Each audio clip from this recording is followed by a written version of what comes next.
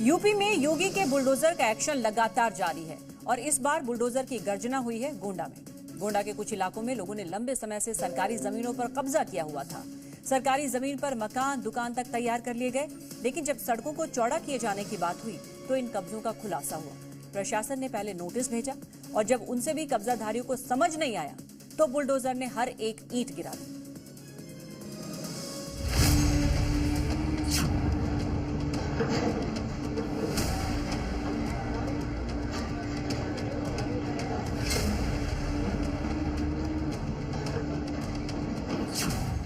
योगी राज में अतिक्रमण करोगे तो यही अंजाम होगा। 1 इंच सरकारी जमीन पर कब्जा करोगे तो नुकसान झेलना होगा। दबंगई से कानून को चुनौती दोगे तो योगी का बुलडोजर सब कुछ चित कर देगा। उत्तर प्रदेश के गोंडा में प्रशासन का बुलडोजर गरजा तो ऊंची इमारतों की ईंट से ईंट खिसक गई।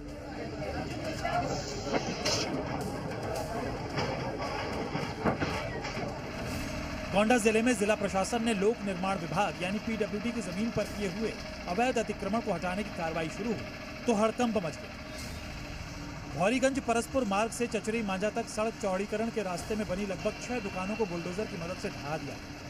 साथ ही 1 दर्जन से अधिक लोगों को नोटिस देकर अवैध अतिक्रमण हटाने का अल्टीमेटम दिया गया। गोंडा जिले में अतिक्रमणकारियों पर एक बार फिर से जिला प्रशासन का बुलडोजर गरजा है। परसपुर के भौरीगंज बाजार में 5 से अधिक दुकानों को बुलडोजर के माध्यम से तोड़ करके अवैध अतिक्रमण हटाया गया है। 1 दर्जन से अधिक दुकानदारों को अवैध अतिक्रमण हटाने के लिए नोटिस दिया गया है। जानकारी के मुताबिक भौरीगंज बाजार में 100 से ज्यादा लोगों ने पीडब्ल्यूडी की जमीन पर कब्जा कर लिया था और यह अवैध अतिक्रमण इलाके के डेवलपमेंट में बड़ी रुकावट बन रही थी। पीडब्ल्यूडी की तरफ से अवैध अतिक्रमण हटाने के लिए 1 महीने से लोगों को नोटिस दिया जा रहा था, लेकिन जब तमाम नोटिस के बाद भी लोगों ने अतिक्रमण को नहीं हटाया तो बुलडोजर को एक्शन में लाना पड़ा। तो सड़कें काफी तंग हो गई हैं और लोगों ने अवैध अतिक्रमण कर लिया है। हम लोगों ने 1 महीना पूर्व उसमें चिन्हांकन किया था और 2-3 बार चेतावनी दी थी, जिसमें काफी लोगों ने हटा लिया था। लगभग 70% लोगों ने अपना अतिक्रमण हटा लिया था। 30% जो अतिक्रमण बचे हुए थे उसको पीडब्ल्यूडी टीम द्वारा जो है उसको हटाया गया। प्रशासन का कहना है कि लोगों को अतिक्रमण हटाने के लिए कई मौके दिए गए, लेकिन उसके बाद भी 30% लोग थे जिनको सरकारी नोटिस का कोई फर्क नहीं पड़ा।